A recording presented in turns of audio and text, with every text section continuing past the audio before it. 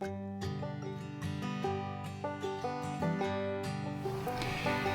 good morning and welcome to Life with Peter.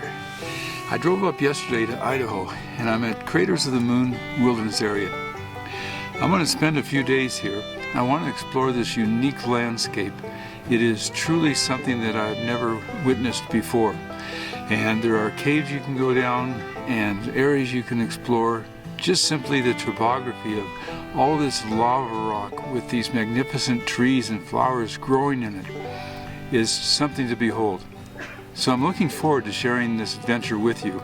I'll probably be doing 2 or 3 different parts on this because I think there is so much here to cover, and it's just amazing that everywhere I look is something that I want to capture on film, although it is digital. So anyway, let me take you for a tour of this place and let's go ahead and get started. It's incredible here, and it's going to be warm today as well, probably close to 100. After having lunch with my friend David in Salt Lake City where I live, I took I-15 north all the way up through to Tremonton and then continued on up towards Pocatello, Idaho. As I continued up I-15 north to Pocatello, I then turned further north on I-15 to Blackfoot. And then I followed 26 highway around to Arco, and then ended up here at Craters of the Moon Wilderness area about 6 o'clock. And that's how I got to be here.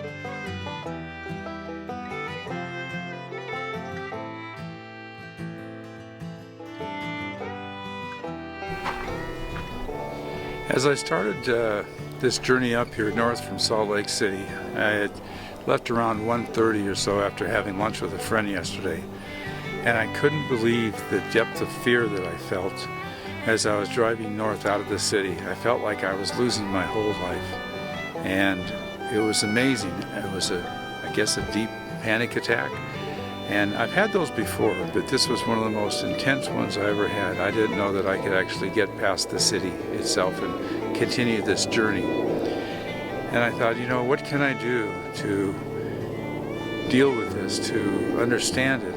And I reached over to the case that I have. It's a little case that holds about 100 CDs, and I just unzipped it as I was driving, reached in, found a CD. I wasn't looking at the CDs because I was driving.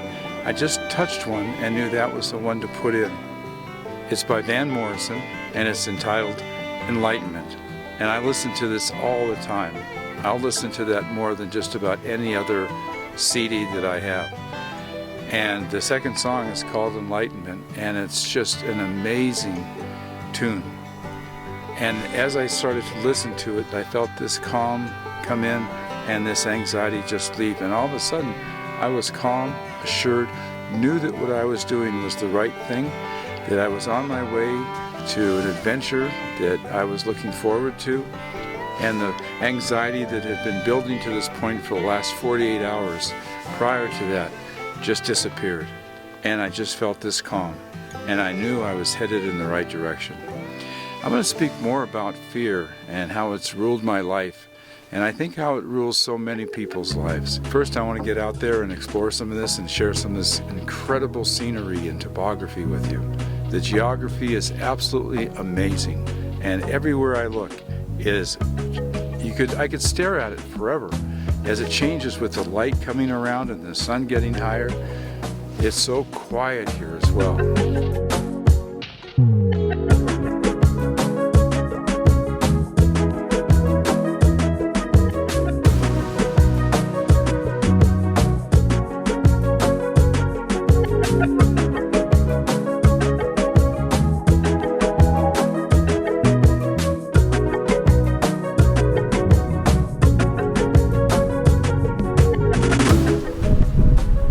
understand they're not doing any programs this year because of the COVID pandemic here. But I wanted to come down here and talk about the fear that I was feeling when I left home yesterday. I mentioned that earlier, that I wanted to talk about that because I think it's something that a lot of people feel. I know there's been a few times in my life when fear wasn't the dominant factor. It was actually joy, passion, love, and it wasn't fear. But those times were far and few between. Most of my life has been spent in fear. Even when I'm doing something that I'm really passionate about, even when I'm doing something I'm really excited about and committed to, it's been fear that undergirds that. And I think that's true for a lot of people, and yet people are afraid to talk about it. Whether it's men or women. I think men are afraid to talk about it because they don't want to appear weak. And the same might be true with women. They don't want to be vulnerable to someone who doesn't or won't understand what they're feeling. And especially if it's a man, what we want to do oftentimes is make it better for him. I know I've had to do a lot of work not trying to fix my wife. And she would get after me. I don't want you to fix it. If anything, if I want to say something, she would say, I just want to be heard. So that's kind of how I've lived my life. And I was writing in my journal today because I started journaling again. I've done that numerous times over my life and started and stopped, and it seems appropriate to do it again. And I realized that when I moved out of fear yesterday and put that music on, I've just had a totally different experience for the last 24 hours.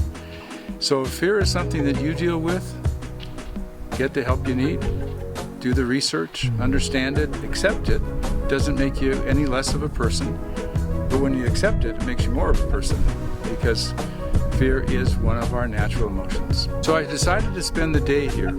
I wanted to just not drive anywhere, explore anything except what was in the immediate vicinity that I could walk to. I went up to the visitor center, but most of that's closed because of COVID. I did get a permit to go in one of the caves tomorrow.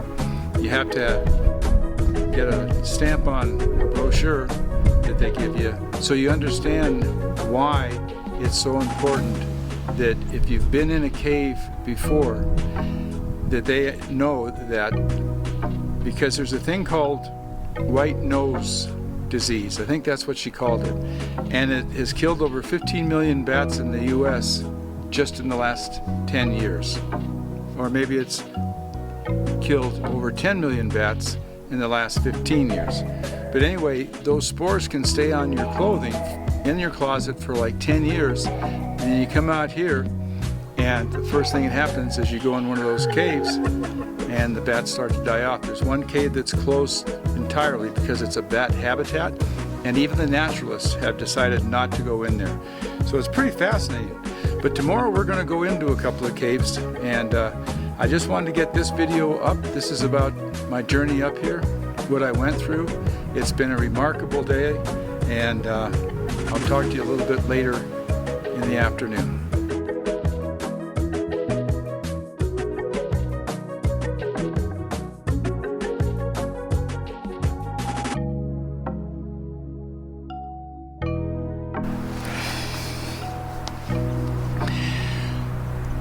Well, the sun's on its way down. Won't be long now before we'll lose all daylight. It's been a wonderful day here, and I've so enjoyed just the peace and quiet and the ability to be in one spot and not drive anywhere. I just feel so rejuvenated because of that. Well, as you can tell behind me here, the air quality isn't that good. I mean, that's just typical for anywhere out in the west with the fires raging on the west coast and in Utah and everywhere. We've got smoke every single day. And I just feel for those people out in California and Oregon, Washington, where the fires are the worst. So it's been a great day though. Been able to do some photography and go up to the visitor center and get an idea about the park, and really looking forward to tomorrow and exploring some of those caves and lava tubes and some of the unique features that make Craters of the Moon Wilderness Area so unique. And I'm really grateful to have you along. It's cooling off nicely here. The wind is still blowing, and it blew most of last night, but it made for such a wonderful sleep. It's so beautiful here. And because it's now the end of the long weekend, there's less people camped here, so there's a lot of open spaces. This campground is first come, first serve. You can't make reservations, and you can only pay for 1 day at a time. So by noon, you have to be out or go pay, or leave something here if you're off exploring the parks. They know that you're going to occupy this site and then pay. But with my senior pass, it's only $7.50 a night. I mean, it doesn't get any cheaper than that. So tomorrow we'll explore the park itself and the lava tubes and the unique features of this park. And that's going to be part 1 of this travel log. I think that's going to cover a lot. I'm really excited to be here and spend a few days just exploring this unique area. So I hope you enjoyed this video. If you do, please give me a big thumbs up. If you want, subscribe, hit that bell button, so that you'll always be notified when I put up a new video. And until tomorrow, have a great night, be safe, and we'll see you on the next one. Bye for now.